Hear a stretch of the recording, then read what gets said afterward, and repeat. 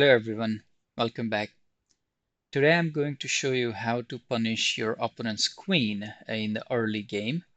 As you're starting out and developing your pieces, sometimes you would notice there is an opportunity where you might have a hanging piece that your opponent greedily grabs with its queen.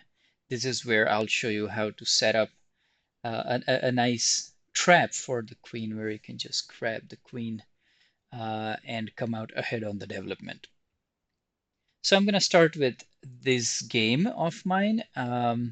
Normal king spawn opening. I am playing white. That's my favorite opening with king spawn. And here we're going with the normal development moves. However, my opponent is responding with a gambit here, right, which I chose to decline. So instead of taking the Stafford, I just moved on with the normal development, and now it becomes a 4 knights game.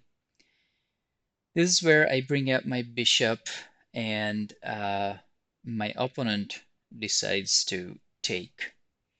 Now, the idea here is by knight taking on e4, I can easily just take it back. It seems like it's a hanging knight. But as you would see, after I take that, black has a very nasty response of forking my knight and the bishop. So one of them is won. So it's not a hanging knight that I just grabbed. Having said that, though, I do have a way to either move my bishop away or move my knight away and come out even on the exchange. However, I didn't do that. Instead, I decided to play an unexpected move for my opponent, grabbing e5 with my knight. So here's how it unfolded. Now this one obviously, for my opponent seems like a no-brainer, grabbing that knight. There is no payback for that right now, right? So the game continued here, however, is I moved my bishop away, giving a check. Of course, the response is pretty simple here, and that's what my opponent did. And then I brought my bishop back. Of course, my opponent gains a tempo, grabs the knight. There is a knight back, right? Um, so all of this so far seems not necessarily the best moves, nothing so much in my favor. I am down a little bit in material, right? But the queen comes out, and this is where I was talking about when you see the early queen without much of a backup, that attack usually doesn't succeed. Um, Now, there is one thread here of the bishop coming out and then eyeing the f2 square, and that could be deadly if you're not careful. However, that's not how it unfolded. So I just first decided to protect my bishop, and my opponent tried to again attack here. The idea is if I take, the queen takes, and we have a knight for bishop exchange. Um, the queen is then giving a check, and that's really the idea of my opponent. However, of course, from my perspective, it's an easy refutation. If I put my queen out, now the queen is pinned against the king, and that doesn't really work out well. We trade the queens and we come out even, and then we play on. However, I didn't take the knight. Instead, I pushed the queen back because here that pawn is protected both by my queen and by my bishop. So queen can't really take. And now I'm threatening the queen. So the queen has to go back somewhere. Um, so what my opponent decided is to move the queen back. And this is where I had an idea. So the first thing I did is uh, with the kingside castle, this is the key move, right? The idea is the rook comes out and it owns the e file. So the queen has to be careful here. And then the next idea is, of course, after that is move the pawn. Now, the order is important here. So what happened is after my castle, my opponent decided to, of course, save their knight. So they pushed the knight back. And this is where I pushed the queen. Now, this won't necessarily mean that they will lose their queen unless they're greedy. And that's exactly what they did. They could have easily captured with their knight. Um, and actually, they can't capture with knight right now because the queen is under threat. So they must first move the queen somewhere, and then they maybe have attack if I don't move my bishop out of the way. So I pushed on the queen. They have a decision to make. When it is a forced move, they have to decide what they want to do with that next move. And this is where my opponent made a mistake of taking the bishop. As you can see, what I had set up before, now my rook comes out, rook owns the file, and there is nothing the queen can do. My opponent is losing the queen. So here we go. I bring out my rook. The queen is completely pinned against the king, and this is the worst of the pins, the royal pin, where the queen doesn't have a choice. It's dead, right? So, and that's where I'm gonna stop for this game. But basically, this is the idea that you will see develop in the other games I'm going to show you, and that's what gets the opponents. That's where they end up losing the queen, and in the end, losing the game. Let me flip over to a different game. In here, I am playing black, and the game started with king's pawn, the similar response. As black, I try to play the Stafford. My opponent didn't play into it, and that's where I brought out my bishop. The idea here is, of course, taking the knight and developing the center, right? So with the knight gone, you are basically protecting against some of the squares that it's right now trying to threaten. My opponent pushed with the pawn, a natural threat in the opening. I take. Now the benefit here in this opening is white has two stacked pawns, right? And that sometimes gets in the way of development. So that's good for me, bad for him. Not necessarily just right now, but depending on how I develop and they respond, it could get in their way of development and progress. The other benefit here is after trading the bishop and the knight, now this pawn on e4 is hanging, and I can simply take with my knight. So that's how it played. But first, I developed my knight. My opponent decided to push the pawn here again, threatening the center, keeping its control over the center. I take back. Now here I can still take this, and actually that would be a good idea before white's bishop actually develops out here, because once the bishop pins the knight against the queen, that might be difficult for me to defend against the advancing pawn, which would be then double threat on my knight. So I take on e4. Now this could be a problem sometimes. The queen comes out, pins my knight against the king, and that's exactly what happened. But this is where um, I guess what I did wasn't necessarily required, but first I, of course, protected my knight. So here, protecting against the queen threat. And then the next, natural response, try to get rid of the defender, right? Um, that's when I castled. Now, what it does is it sets up for a threat, a response, queen takes, and rook comes out. Now the queen is stuck. right? So that's exactly how it played out, and good for me, that's what the opponent ended up doing. This is where you have to be very precise. When you're planning right about here, this attack is inevitable, right?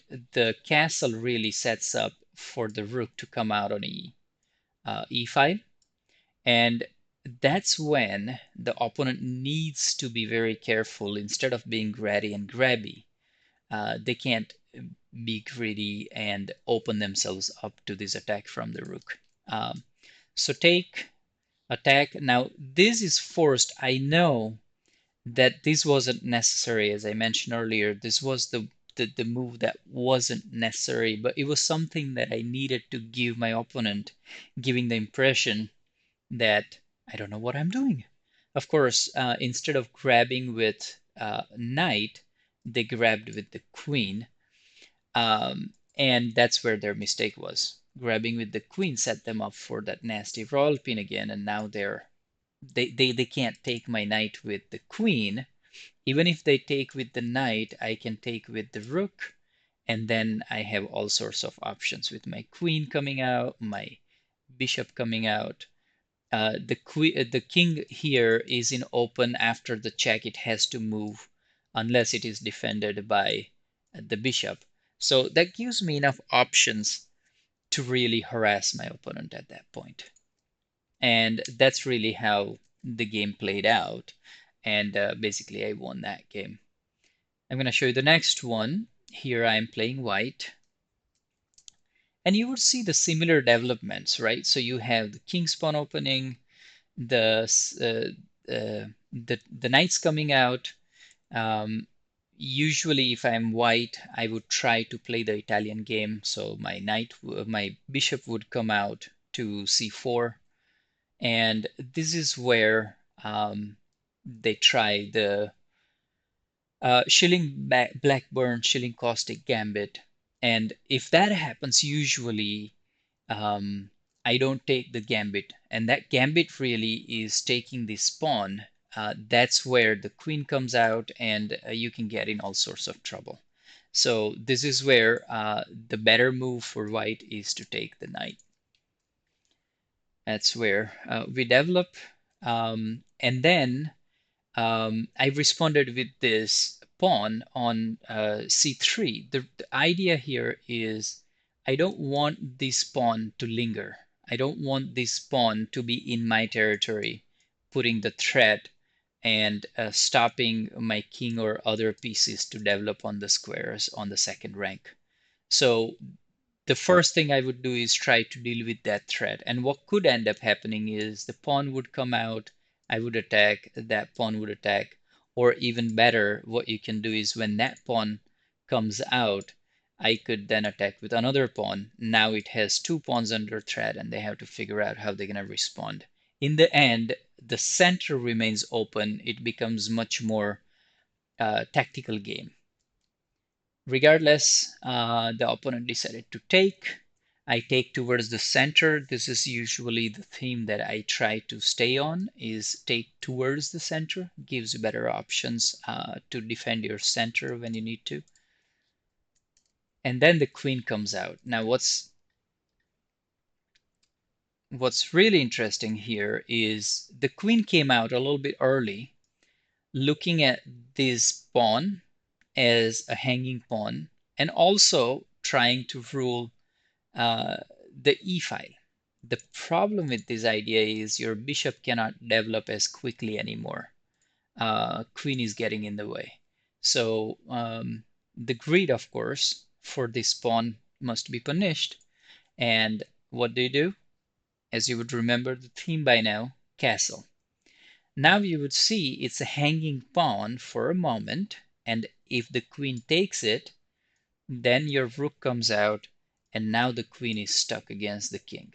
So again, same thing plays out. Queen is stuck, and my opponent at that point had a lost game. Um, don't have a choice. You either go back and then have the rook come after you, or just take and then have the queen take back. But your queen is lost. So That's that game. And I'll show you one more. I think you get the idea, but the themes are pretty much common across these games. Whether I'm playing white or whether I'm playing black, the idea is to develop into the pieces where you're doing your normal development. But when you see their queen come out in greed to try to grab some material early on, usually if they're not well protected and well organized with other pieces, that's when you can set up this.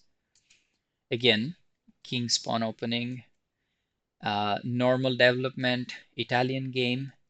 Now, this one is interesting. I don't like developing on the edge. For the knights, that's the worst place to be. They only have two squares that they control when they're in the edge. If they're somewhere in the center, they actually have much more squares that they control, right? So it's better for knight to develop in the center, not towards the edge. But when it does that, it gives me an opportunity here where I can bring out my pawn. If pawn is exchanged, then I can attack with the knight, and we have the knights exchange. My queen is in the center, my bishop's in the center, my pawn's in the center, and that gives me a good game to play with.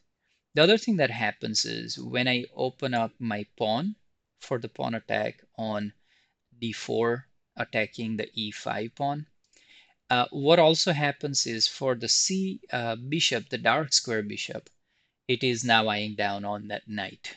And that gives me a way to kind of attack and have their pawns kind of doubled here on the H file, which gets in the way of development for my opponent. So I started with that, and my opponent brought the queen out.